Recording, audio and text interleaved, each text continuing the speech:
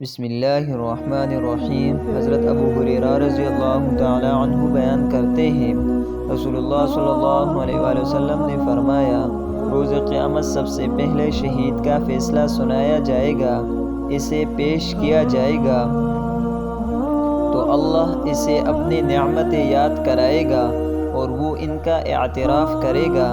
پھر اللہ فرمائے گا، تو نے ان کے بدلے میں شکر کے طور پر کیا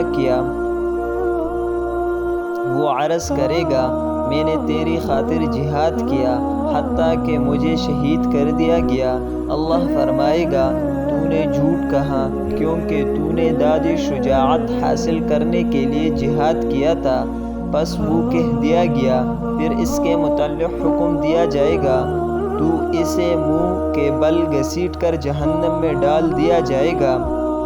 دوسرا شخص جس نے علم حاصل کیا اور اسے دوسروں کو سکھایا اور قرآن کریم کی تلاوت کی، اسے بھی پیش کیا جائے گا تو اللہ اسے اپنی نعمتیں یاد کرائے گا، وہ ان کا اعتراف کرے گا۔ اللہ پوچھے گا کہ تو نے ان کے بدلے میں کیا؟ وہ عرض کرے گا، میں نے علم سیکھا اور اسے دوسروں کو سکھایا اور میں تیری رضا کی خاطر قرآن کی تلاوت کرتا رہا۔ اللہ فرمائے گا، تو نے جھوٹ کہا، البتہ تو نے علم اس لیے حاصل کیا تھا کہ تمہیں عالم کہا جائے اور قرآن پڑھا تاکہ تمہیں قاری کہا جائے، وہ کہہ دیا گیا۔ پھر اس کے متعلق حکم دیا جائے گا، تو اسے منہ کے بل گھسیٹ کر جہنم میں ڈال دیا جائے گا۔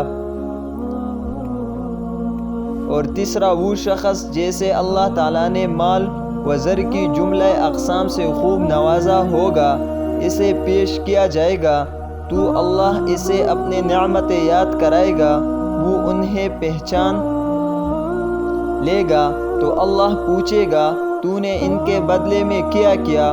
وہ عرض کرے گا، میں نے ان تمام مواقع پر جہاں خرچ کرنا تجھے پسند تھا خرچ کیا۔ اللہ فرمائے گا، تو نے جھوٹ کہا، تو نے تو اس لیے خرچ کیا کہ تجھے بڑا سخی کہا جائے، پس وہ کہہ دیا گیا۔ پھر اس کے متعلق حکم دیا جائے گا، تو اسے منہ کے بل گھسیٹ کر جہنم میں ڈال دیا جائے گا۔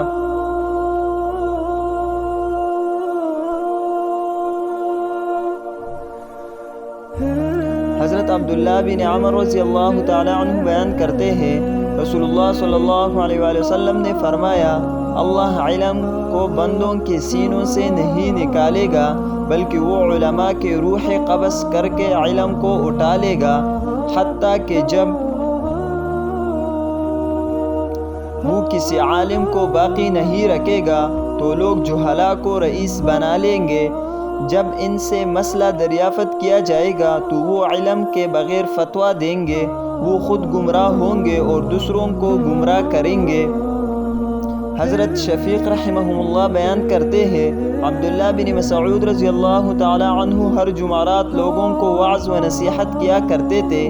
کسی آدمی نے ان سے کہا، ابو عبد الرحمن، میں چاہتا ہوں کہ آپ ہر روز ہمیں وعظ و نصیحت کیا کریں۔